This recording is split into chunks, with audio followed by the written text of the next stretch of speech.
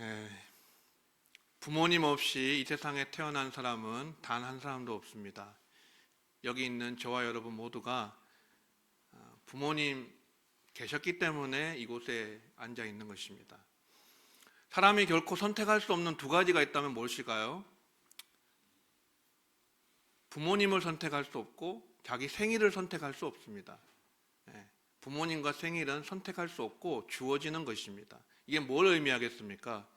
부모님과의 관계는 하나님이 맺어주신 것이다 라는 뜻입니다. 내가 선택할 수 없는 것은 하나님이 내게 허락하신 것이거든요. 부모님과의 관계는 그런 것입니다. 우리가 다 부모님이 계셔서 이 땅에 존재하게 되고 또 태어났고 또 이렇게 살아가게 되는 것입니다. 그래서 우리는 이 세상에 나를 있게 해준 이유만으로도 우리 부모님께 감사해야 하는 것입니다. 어떤 무언가를 특별하게 해주셔서도 감사하지만 그래 안 해도 그냥 존재만으로도, 존재가 가능하게 하신 것만으로도 우리는 감사해야 한다는 것이에요. 지난 수요일 어버이날이었죠. 수요일이기도 하고 평일이어서 예배도 있고 그래서 대체 공휴일이었던 월요일 날 포항에 가서, 저는 양가 부모님 다 포항 사십니다. 그래서 포항에 가서 양가 부모님을 뵙고 그렇게 왔습니다.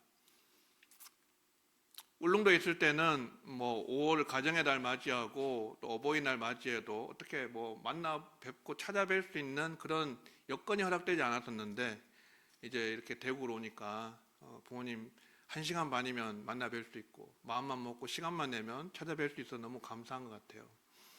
근데 찾아뵙고 평소에는 대접해드리지 못했던 황제탕이라 그러더라고요. 황제탕을 대접해드리고 또 달팽이 지내기 좋다 그래서 선물도 해드리고 또 약소하지만 또 용돈도 드리고 했는데, 무엇보다 마지막에 식사 말미에 뭘 해드렸냐면 어머님 은혜를 오랜만에 불러드렸어요. 어머님 은혜. 나 실제 괴로움 다 잊으시고, 그 노래를 부르는데 참 가슴이 뜨거워졌습니다. 찬양은 아니고 그런 우리가 어버이날 때 불러드리는 노래이긴 하지만 어쨌든 너무 가사가 참 마음에 와닿고, 그래서 부모님이 그 노래 끝나고 나서 저와 아내를 꼭 껴안아 주시는데 얼마나 참 감동을 받았는지 모릅니다. 따뜻한 그 포옹 속에서 정말 부모님의 그 사랑을 느낄 수가 있었습니다. 그런데요, 저는 돌아오면서 집으로 돌아오면서 생각을 곰곰이 해봤습니다. 나는 얼마나 복 있는 아들인가, 얼마나 복이 있는 아들이 아닌가, 이런 생각을 하게 됐는데, 왜 그런가 하면 부모님이 계신 것만 해도 감사한 일인데, 그 부모님이, 저희 아버지는 평생을 목회하신 목사님으로서 제게 본을 보여주셨고, 어머니는 평생을 기도하면서 사신 어머니시고, 장인어른은 평생 성경을 쓰고 암송하신 장인어른이시고, 또 장모님은 평생 교회를 섬기고 봉사하신 장모님이세요. 그래서 생각을 하면 할수록 내가 너무 복받은 아들이구나, 복 있는 아들이구나 라는 생각을 새삼스럽게 하게 되었습니다. 그러면서 참 감사가 넘치는 하루였거든요, 지난 월요일이. 여러분이 현수막 어버이 주일로 돼 있잖아요. 요 뒤에 현수막이 여러분 눈치채셨겠지만 새롭게 한 현수막이에요. 한 현수막인데 다음 주 되면 자세히 보실 수 있을 거예요. 근데 이 어버이주의 현수막을 달면서 아내가 저한테 뭐라고 얘기했냐면, 앞으로 현수막 달 때 좀 조심해라, 울지 않도록 현수막이 울지 않도록 좀 달아달라고 했는데, 갑자기 이런 얘기를 하는 이유가 무엇인가 하면은, 제가 오늘 아버지 이야기를 좀 할 텐데 울지 않고 얘기하는 것이 제 목표입니다. 그래서 참 복 있는 아들이다 라는 생각을 하면서 돌아오게 됐는데요, 부자유친이라는 말이 있듯이 아버지와 아들은 특별히 가정 속에서, 관계 속에서도 독특하고 유별난 것 같습니다. 참 저희 아버지와 저는 친구와 같은 그런 친밀한 관계를 어려서부터 그렇게 가지고 있었는데요, 그렇다고 해서 제가 아버지를 친구처럼 막대했다라는 그런 의미가 아니라 아버지께서 저를 그렇게 정말 친구처럼 여겨주시고 상의도 많이 해주시고 또 놀기도 같이 많이 놀고, 또 아버지는 특별히 이제 목회하시면서 시골 교회를 평생 목회하셨는데, 이 목회하시는 동안에 여러 가지 행사가 있고 또 신방이 있고 늦게 들어오시잖아요. 그러면 꼭 제가 한 11시, 12시 돼서 라면을 끓여드렸어요. 그래서 아버지가 참 어머니가 해주는 밥도 맛있었지만 제가 그렇게 끓여주는 라면이 그렇게 좋았다라고 회고를 하시더라고요. 그런데 아버지와 친구같이 참 부자유친처럼 그렇게 지냈는데, 아버지가 평생 시골 교회를 목회하셨습니다. 이름난 목사님도 아니었고 큰 교회를 목회하신 그런 것도 아니고, 또 평생을 목회하셨는데 열매가 많아서 부흥하고 성장한 것도 아니었습니다. 그렇지만 아버지가 평생 목회하시면서 보여주신 그 본, 아버지가 목회하신 동안 저는 사실은 어려서 철이 없을 때는 이러쿵저러쿵 말을 많이 했었습니다. 특별히 설교에 대해서 많이 말을 했었는데, 제가 그 당시 느끼기에는 아버지 설교가 이렇게 세련되거나 어떤 그런 조직적이거나 어떤 그런 듣기 좋은 그런 설교가 아니라고 생각했나 봐요. 지금은 그렇게 생각하지 않는데 그때는 그렇게 생각했나 봅니다. 그래서 왜 아버지 설교는 서론과 본론은 없고 맨날 결론만 있어요? 이런 얘기를 많이 했어요. 철도 없이.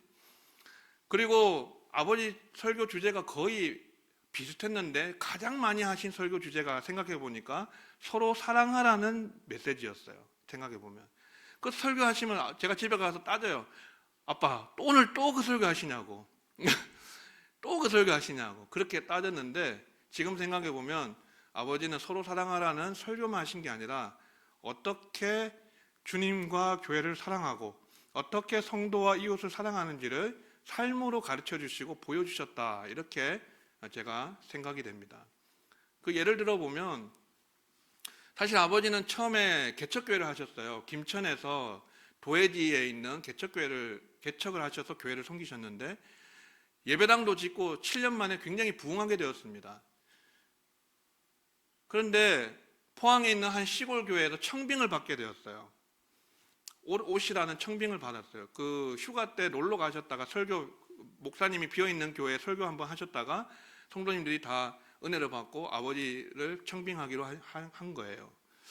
그래서 아버지가 거절하셨대요. 거절하신 이유가 뭔지 아세요? 그 시골 교회가 있는 동네가 너무 촌이어서 이발소하고 목욕탕이 없었기 때문이었다고 그래요. 아버지가 나중에 얘기하시더라고요. 아버지는 좀 목회하시면서도 이렇게 좀 즐길 거는 즐기고 사람이 누릴 수 있는 건 좀 누리기를 원하셨던 것 같아요. 근데 그게 없으니까 그 거절을 하셨답니다. 근데 그 돌아가신 심을생 권사님이라는 분이 계세요. 교회를 정말 사랑하신, 저도 참 기억이 많이 남는 권사님인데, 고 심을생 권사님이 아버지가 못 간다고 하니까, 안 가겠다 하니까 등을 탁 치면서 하시는 말씀이, 아니 어째 목사님들은 다 큰 교회로만 가고 도시로만 갑니까? 그러면서 우리는 목사님이 오실 줄 알고 사택 도배까지 다 새로 해놨습니다. 이렇게 얘기하셨다는 거예요. 그래서 아버지가 그 말씀 듣고 정신이 번쩍 들었대요. 그러면서 개척교회를 후임 목사님한테 그렇게 넘겨드리고 맡기고 포항의 시골교회로 부임하시게 되었습니다. 근데 보통 개척교회를 하면서 예배당 건축하니까 빚이 많았을 거 아니에요. 근데 그 빚을 고스란히 다 떠안고 포항으로 가신 거예요. 보통은 후임 목회자가 그 몫을 감당하지만 아버지는 그 빚을 다 가지고 포항으로 가셨습니다. 그리고 몇 년 동안 그 시골 교회를 목회하면서 그 빚을 다 갚으셨어요. 그런데 처음에는 그 교회가 자립된 교회가 아니었습니다. 그래서 여러 교회로부터 재정 후원을 받는 그런 교회였는데, 미자립 교회였는데, 어느 날 아버지가 강단에서 선포하셨다 그래요. 저는 오늘부터 여러분이 주는 생활비로만 생활하겠습니다. 그렇게 선포하고 그렇게 했는데 결국 그 교회가 자립을 하게 되었습니다. 아버지 목회 끝날 때까지 자립이 된 교회로 그렇게 되었습니다. 30년 전에 아버지가 그 자가용이 귀하던 시절, 자동차가 귀하던 시절에 대림 혼다 오토바이를 모셨어요. 그것도 친한 친구 목사님이 갑자기 이동하시면서 중고로 파는 거를 샀는데, 제가 그 당시에 보기에 굉장히 멋지고 고가의 오토바이였습니다. 그냥 평범한 오토바이는 아니었어요. 근데 동네에 어떤 교회 나오는 한 여자아이가 있었는데, 저보다 한 살 적은 동생이었는데, 이 아이가 교회를 열심히 다녔는데 부모님은 예수님 믿지 않았어요. 근데 그 아버지가 어느 날 무보험 무면허로 운전하다가 큰 사고를 냈어요. 인명사고를 냈어요. 그래서 난리가 난 거죠. 그 가정에 그 어머니가 동네에서 아주 그 성격이 그렇게 좀 별나다는 소문이 나신 분이었는데, 어머니가 울고불고 난리가 났어요. 그때 아버지가 그 오토바이를 싹 팔아가지고 그 아버지 어머니를 도와주셨어요. 그래서 그러면서 하셨던 말씀이, 하늘이 무너져도 솟아날 구멍이 있다 하지 않습니까? 하나님 의지하면 하나님이 도와주실 것입니다. 이렇게 말했다 그래요. 그래서 그 부모님이 힘을 얻으시고 그렇게 문제가 해결되어서 지금은 그 아주머니가요, 그 별나던 아주머니, 동네에서 소문난 아주머니가 권사님이 되셔서 평생 아버지 목회의 가장 큰 조력자로 그렇게 남으셨습니다. 뭐 여러 가지 이야기가 있습니다. 그래서 이 아버지께서 어떻게 교회를 사랑하고 성도를 사랑하는지를 가르치시기만 한 게 아니라 삶으로 보여주시면서 본을 보여주셨기 때문에 제가 거기에서 많은 것을 배우고, 또 울릉도에 청빙을 받았을 때에도 제일 먼저 가라고 권면하신 분이 저희 아버지였어요. 목사는 하나님이 보내시면 무조건 가야 된다 그러면서 가라고 하시더라고요. 그래서 가게 되었어요. 이런 생각해보면 참 아버지가 30년을 시골교회에서 한결같이 목회하시면서 보여주셨던 그 삶으로 보여주시고 가르쳐주신 그 본, 그것이 오늘날 저를 있게 한, 형성하게 된 그런 자양분이 아닌가, 그런 생각이 듭니다. 아버지는 30년 시골교회에서 목회하시고 원로 목사님을 은퇴하셨는데, 원래 원로 목사님은 아시다시피 사례비를 교회에서 일정 받게 되어 있습니다. 근데 사례비를 일체 받지 않는 명예만 원로 목사가 되셨어요. 그 교회를 어떻게 사랑하시는가, 어떻게 교회를, 성도를 사랑하고 섬기는가를 끝까지 지켜주시고 보여주신, 삶으로 가르치신, 사랑을 가르쳐주신 아버지셨습니다. 사랑하는 성도 여러분, 토론회 너무 길게 아버지에게 해서 송구합니다. 하지만 어버이주를 맞아서 꼭 한번 삶으로 가르치는 것이 남는다는 얘기를 하고 싶었어요. 저는 아직 부모가 되지 못해서 이것을 적용하기는 어렵지만, 여러분 모두 자녀를 두고 계시잖아요. 자녀를 두신 부모님들이 자녀에게 가장 큰 교육의 효과는 삶으로 가르치는 것입니다. 혀로만 가르치는 것이 아니고, 입술로만 가르치는 게 아니라 가르친 대로 살아가고 본을 보여주시면 자녀들은 그거 어디 가지 않습니다. 사라지지 않습니다. 그대로 다 흡수하거든요. 보고 듣고 느낀 그대로 자녀들은 성장하거든요. 그러니까 우리가 예수님 믿어라, 잘 믿어라라고 말하기만 할 것이 아니라 어떻게 해야 될까요? 예수 잘 믿는 게 어떤 모습인가 하는 거 보여줘야 되는 거예요. 사랑해라, 섬겨라라고 말하는 것 동시에 어떻게 해야 될까요? 정말 사랑하고 섬기는 삶이 어떤 것인지를 몸소 보여줄 때 자녀들은 그걸 배운다는 거예요.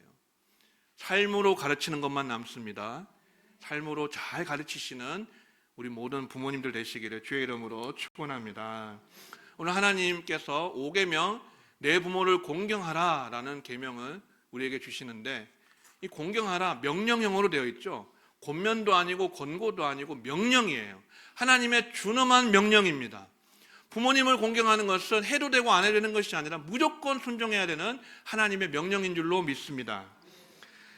여러분, 사실 5계명에서 10계명은 대인 관계에서 지켜야 될 계명인데, 왜 가장 먼저 부모님과의 관계가 나올까요? 사실 성경은 부부 관계가 가장 먼저 나옵니다. 아담과 하와가 가장 먼저 하나님께 지음받아서 나오는 관계인데, 왜 부모님과의 관계가 제일 먼저 계명에서 먼저 나오는 것일까? 그것은 부모 공경이 바로 사람 사이에 지켜야 할 가장 첫 번째 계명으로 주신 이유가, 하나님과 그 백성된 우리의 관계를 가장 잘 설명하는 것이 바로 부모와 자녀의 관계이기 때문입니다. 하나님과 우리가 하나님 아버지를 모신 자녀들이잖아요.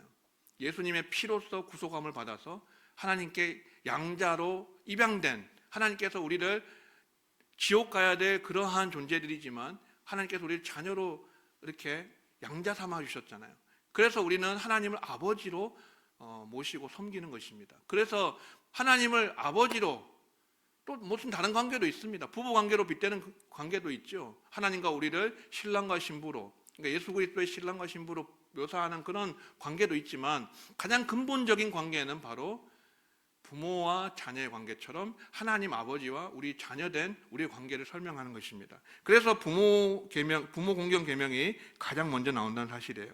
다른 계명들 6계명부터 10계명까지 보세요. 다 하지 말라고 되어 있어요. 부정 명령형으로 되어 있어요. 근데 부모 공경만은 긍정 명령형으로 되어 있어요. 이게 좀 차별되고 구별되는 면입니다. 자, 오늘 이 어떤 명령이 주어졌냐면 공경하라, 부모님을 공경하라고 했는데 이 부모 공경을 공경하라는 말을 히브리어로 보면은 카베드라고 하는 단어를 써요. 카베드. 이 원형이 카바드입니다. 카바드의 뜻이 뭔가 하면은 무겁다라는 뜻을 갖고 있어요. 무겁다. 그럼 카베드는 명령형이기 때문에 PL 명령형이라 그래서 이것은 무겁게 여기라는 뜻입니다. 물론 카베드에 여러 가지 의미가 있습니다. 존경하다, 또 영광되게 하다, 부모님을 존경하고 영광되게 하고, 이런 기본적인 의미죠. 그런데 원뜻은 뭔가 하면은 무겁게 여기다라는 뜻이에요. 그러니까 부모님을 공경하라는 말은 다른 말로 하면 부모님을 결코 가벼이 여기지 말라는 뜻입니다. 가벼이 대해서는 안 된다는 것입니다. 부모님은 무겁게 여기는 분이 되셔야 됩니다. 여러분, 자녀가 부모가 편하다고 해서, 부모님이 편하다고 해서 막대하는 그런 자녀들 안 됩니다. 여러분, 그거 절대로 훈계해야 됩니다. 제가 어떤 가정은 보니까 아버지가 자녀를 너무 사랑했는지 완전 방임형이에요. 방임형으로 교육하니까 이 자녀가, 이 아들이요, 아버지 머리를 막 치는 거예요. 그래도 아버지가 가만히 있어요, 웃으면서. 저는 그건 아니라고 봐요. 무겁게 여기라는 말은 다른 말로 뭐겠습니까? 선을 지켜야 된다는 뜻이에요. 부모와 자녀 사이에는 지켜야 할 선이 있다는 것이에요. 그 선을 지키지 않고 넘어가면 안 된다는 것입니다. 그래서 성경에 보면은 레위기 20장 9절에는 이런 말씀이 있습니다. 만일 누구든지 자기 아버지나 어머니를 저주하는 자는 반드시 죽일지니 그가 자기 아버지나 어머니를 저주하였은즉 그의 피가 자기에게로 돌아가리라. 율법은 뭐라고 말합니까? 부모님 저주하면 죽이라고 했어요. 돌로 치라 그랬어요. 또 다른 성경에 보면은 자녀가 이 불량하고 계속 술에 잠기고 부모의 말을 거역하고 듣지 않으면 돌로 쳐서 죽이라는 말씀도 있습니다. 율법은 이렇게 엄하게 자녀가 부모님에게 공경해야 한다고, 부모님 말에 순종해야 된다고, 부모님을 무겁게 여겨야 된다고, 카베드해야 된다고 그렇게 가르치고 있습니다. 우리 신약 시대를 살고 있는 우리들은 자녀들이 부모님을 선을 잘 지키고 공경할 수 있도록, 무겁게 여길 수 있도록 잘 훈계해야 되겠죠. 그거는 우리 부모님들의 역할이고 몫이라고 하는 것입니다. 부모님을 공경하라고 할 때 쓰인 이 카베드 동사, 이 카베드, 이 동사는 보통 하나님께 쓰이는 단어입니다. 가장 대표적으로 잠언 3장 9절에 보면 내 재물과 내 소산물의 처음 익은 열매로 여호와를 공경하라 라고 할 때 이 공경하라가 카베드입니다. 여호와 하나님을 무겁게 여기라, 여호와 하나님을 공경하라고 할 때 이 카베드를 썼는데 하나님께 쓰는 단어를 부모님에게 썼다. 이건 뭘 의미할까요? 하나님을 공경하듯이 부모님을 공경해야 한다는 것입니다. 부모님을 공경함으로써 하나님 공경하는 것을 배운다는 것입니다. 루터는 이 대목에서 뭐라고 말했냐면, 종교개혁자 루터는 이 대목에서 부모는 하나님의 대리자라 그랬어요. 이 땅에 우리 자녀들에게 주신 하나님의 대리자가 있는데 그분들이 바로 우리의 아버지고 어머니, 부모님이라는 것이에요. 하나님의 대리자라면 얼마나 우리가 하나님께 하듯이 하나님을 가벼이 여기지 않고 무겁게 여기듯이 공경하듯이 부모님에게 그렇게 해야 되지 않겠습니까? 부모님에 의해서 자녀의 육체가 조성되었고 생령이 되었습니다. 부모님 없이 태어난 자녀가 없잖아요. 생령이 된 자녀가 없잖아요. 그렇기 때문에 루터는 부모는 하나님의 대리자다 그렇게 말했어요. 이 세상에서 하나님의 사랑을 가장 많이 닮은 사랑이 있다면 바로 부모님의 사랑일 것입니다. 우리는 부모님의 사랑을 통해서 하나님 아버지의 사랑을 조금이나마 맛볼 수 있고 느낄 수 있어요. 조금이 아니고 사실 많이죠. 많은 것을 부모님 사랑을 통해서 하나님 사랑을 느껴요. 부모님, 우리가 울음소리를 터뜨리면서 이 세상에 태어났을 때부터 우리를 안아주시고 영접해 주셨죠. 하나님 아버지도 그렇잖아요. 부모님께서 우리의 걸음을 가르쳐 주시고 언어를 가르쳐 주시고 말을 가르쳐 주시고 또 젖을 물려주시고 그렇게 수고하면서 희생하면서 그렇게 자녀를 양육하잖아요. 통계적으로 보면은 자녀 한 명을 양육하는데 드는 비용이 한 3억 원이라 그래요. 근데 3억 원 갖고 안 될 것 같아요. 요즘 대학원 박사까지 다 공부하잖아요. 또 직장 취직하고 또 결혼해서까지 자녀들을 도와주시는 부모님이 얼마나 많습니까? 3억 원 갖고 안 될 거예요. 근데 이 세상에 어떤 부모가 자녀에게 내가 투자라고 하면 좀 이상하고요. 이 세상에 나를 위해서 3억 원 투자해 줄 사람이 누가 있겠습니까? 부모님 외에. 근데 부모님이 그 3억 원을 들여서 이 자녀 한 명을 양육했다고 했을 때 그 3억 원 되돌려 받으려고 자녀를 양육하는 부모는 없잖아요. 부모님의 그 사랑을 생각해 보면 부모님은 우리가 아플 때 가장 마음이 아프신 것 같아요. 육체적으로 아플 때 가장 마음이 아프시고 고통당하십니다. 내가 차라리 아픈 게 낫지라고 말씀 많이 하시잖아요. 저도 육신이 연약해서 좀 어려서부터 질병으로 고난을 좀 당해서 아플 때가 많았는데 그럴 때마다 참 내가 대신 아프고 내가 죽어서라도 너가 살아났으면 좋겠다 이렇게 아버지가 말씀하시는 것을 들었습니다. 부모님은 정말 자녀가 아프면 제일 괴로워하시는 것 같아요. 마음이 찢어지는 것이죠. 그래서 이 부모님의 내리사랑이라고 하는데 내리사랑, 부모님의 사랑을 통해서 하나님 아버지의 사랑을 우리가 맛보고 느낀다는 것이에요. 그래서 우리가 하나님을 공경하듯이 부모님을 공경해야 하는 것입니다. 우리는 부모님 공경을 통해서 또 하나님 공경을 배우는 것이에요. 부모님을 공경하지 않으면서 하나님을 공경한다, 사랑한다 말하는 것은 다 거짓말이에요. 위선이고 가식입니다. 눈에 보이는 하나님의 대리자인 부모님을 공경하지 않으면서 눈에 보이지 않는 하나님을 섬기고 공경한다? 그거는 말이 맞지 않는 것이죠. 부모님께 막대하고 함부로 대하는 그런 사람이 아무리 하나님께 기도하고 경건한 척 한다 해도 그거는 다 가식이고 위선일 뿐이에요. 예수님은 어떠셨을까요? 우리 예수님은 정말 우리 주님께서 부모도 모르고 그냥 하나님의 일만 열심히 하신 그런 분이실까요? 주의 뜻을 이루기 위해, 하나님의 뜻을 이루기 위해서 십자가 지기 위해서 모든 부모에 대한 그런 의무, 부모님에 대한 의무를 다 저버리신 분이 예수님일까요? 아니라는 것이죠. 예수님은 공생애를 시작하시기 전까지 어떤 삶을 사셨느냐? 누가복음에 나와 있어요. 누가복음 2장 51절에 보면 상반절에 이렇게 말씀합니다. 예수께서 함께 내려가서 나사렛에 이르러 순종하여 받으시더라. 순종하여 받으셨습니다. 예수님은 공생애를 하시기 전에 사생애 기간 동안 순종하여 받으셨어요.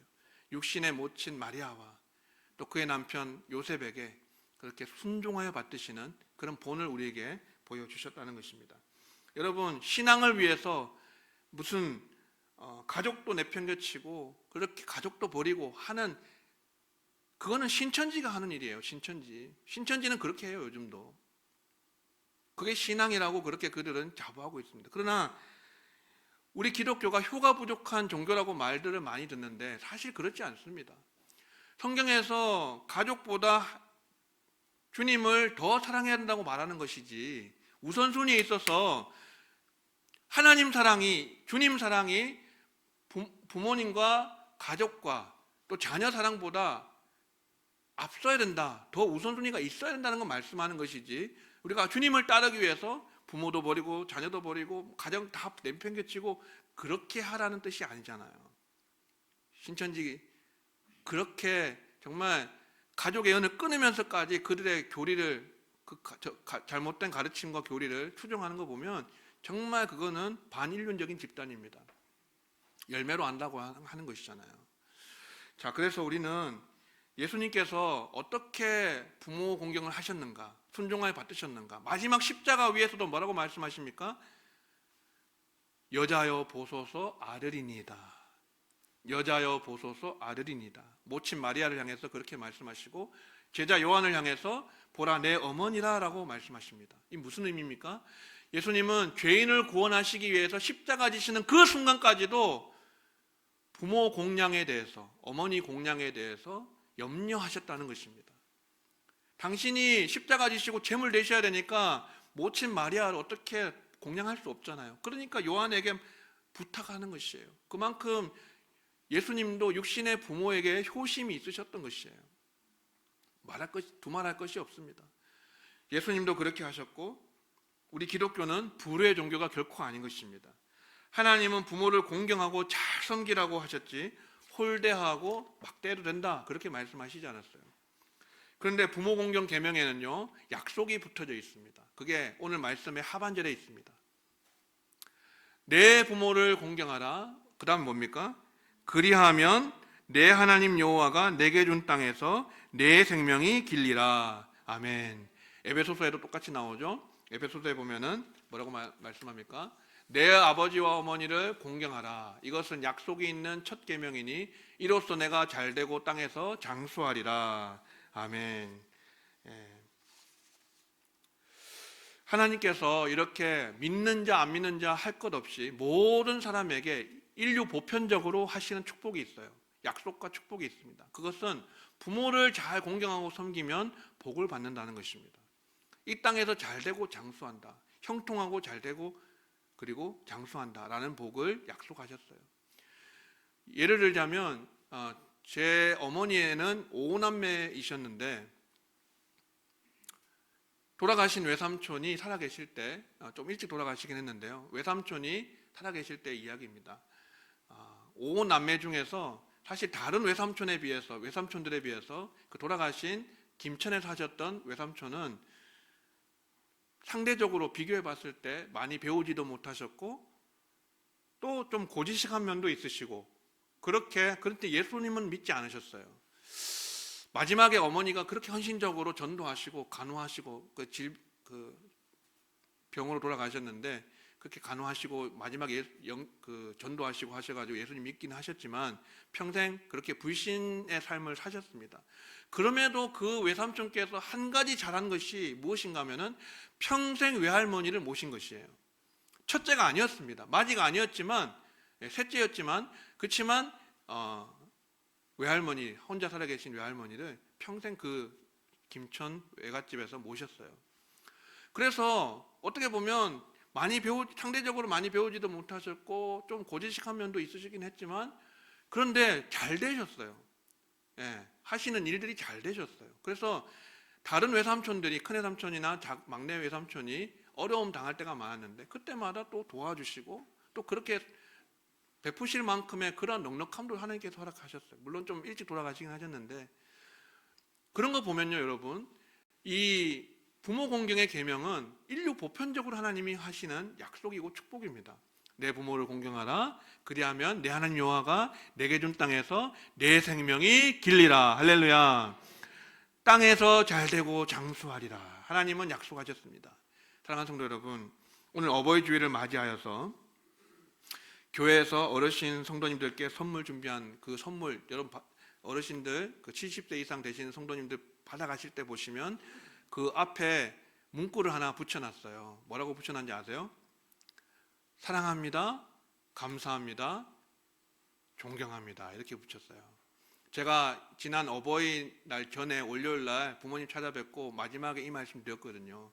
아버지, 어머니 사랑합니다, 감사합니다, 존경합니다. 여러분 다 하셨죠? 부모님들께 살아계신 부모님 계신 분들 혹시 못하셨다면 오늘이라도 전화하셔서 이 세 마디 꼭 해주세요. 그것이 부모님 공경하는 첫 걸음이에요. 첫 걸음. 내가 옆에 계시고 늘 나와 함께 사셔서 내가 다 챙겨드리는데 내가 이거 표현 꼭 안 해도 괜찮지 않겠느냐라고 생각하실 수 있지만 부모님 이 말씀 꼭 듣고 싶어 하시거든요. 예. 어버이날 때 못하신 분들 오늘 꼭 전화하시거나 대면하셔서 이 말씀 꼭 해주세요. 감사합니다. 사랑합니다. 존경합니다. 사랑은 표현에서부터 시작되는 것입니다.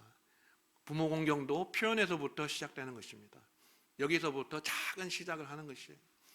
자, 사랑하는 성도 여러분, 오늘 우리는 이 어버이 주일을 지키면서 이렇게 하나님의 명령을 하나 또 받았습니다. 알고 있는 명령이지만 또 다시 받았어요. 내 부모를 공경하라, 카베드하라, 무겁게 여기라 라고 말씀하십니다. 오늘 여러분 어버이 주일 맞이한 우리 모두가 우리 부모님 다시 한번 은혜를 생각하고 기억하면서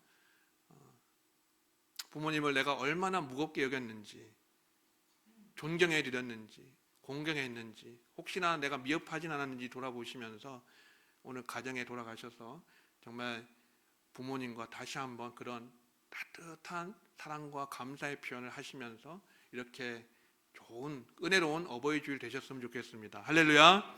우리 모두에게 부모 공경을 통해서 하나님께서 이 땅에서 잘되고 장수케 하시는, 부모님 잘 섬겼더니 이렇게 나를 하나님 축복하셨습니다 라고 간증할 수 있는 저와 여러분 우리 모두 되시기를 주의 이름으로 축원합니다.